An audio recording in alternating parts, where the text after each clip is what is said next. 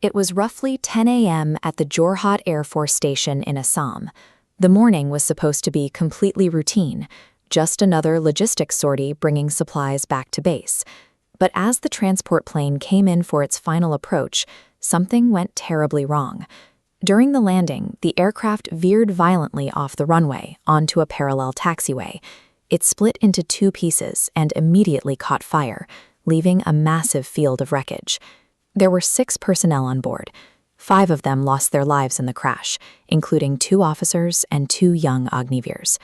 Only the co-pilot survived, pulled from the flames with severe injuries. The aircraft at the center of this investigation is the AN-32, a twin-engine cargo transport that serves as the primary logistics workhorse for the Air Force, handling the heavy lifting that fighter jets cannot. When an accident like this happens during a simple supply run, it exposes a deeper issue. The military relies heavily on these machines for daily survival, but trusting aging airframes with essential, everyday tasks carries a hidden, escalating risk.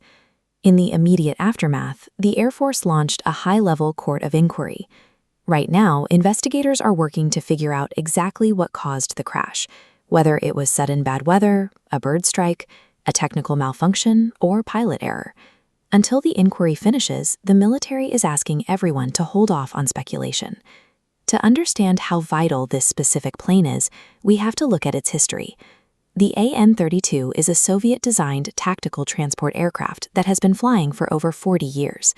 It was built with a specific capability, short takeoff and landing, or STOL.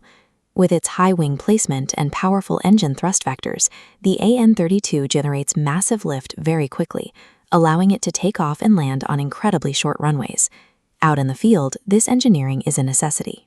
This capability is often the only way to deliver troops and heavy supplies into advanced landing grounds and tightly constrained airstrips. You see this reliance along the Himalayan frontier and sectors like Arunachal Pradesh. These are extreme, unforgiving environments where standard cargo planes simply cannot operate. Because the AN-32 is uniquely rugged, the Air Force has become almost completely dependent on it. With no other aircraft available that can easily take its place, the military has been forced to push this aging fleet to its absolute mechanical limits, and those limits are severely tested. These airframes have been subjected to over 4 decades of intense, extreme altitude operational stress. Even with routine maintenance and life extension upgrades, metal can only take so much. Airframe fatigue is a slow, invisible process. Over thousands of flying hours, compounding wear and intense vibrations slowly degrade the structural reliability of the machine.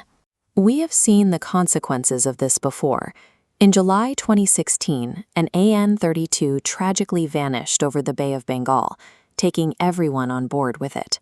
3 years later, in June 2019, another AN-32 crashed in the harsh mountains of Arunachal Pradesh, claiming 13 lives.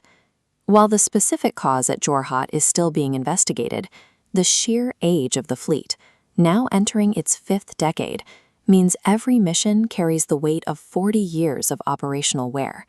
When combined with the high-profile losses in 2016 and 2019, it paints a picture of a fleet that is increasingly difficult to keep in the air safely. This reveals a stark imbalance in defense priorities. While India's combat wings have been upgraded with highly advanced, modernized fighter jets, the transport squadrons have been left relying on Soviet-era relics. It's a logistical catch-22. The military has a massive, non-stop demand for troops and supplies, meaning the AN-32s have to keep flying every single day, right up until a replacement is fully integrated. Following the Jorhat crash, Defense Minister Rajnath Singh and top military officials publicly acknowledged the tragedy, expressing deep condolences and promising support for the families of the fallen. But beyond the immediate grief, there is finally a macro-level solution in motion.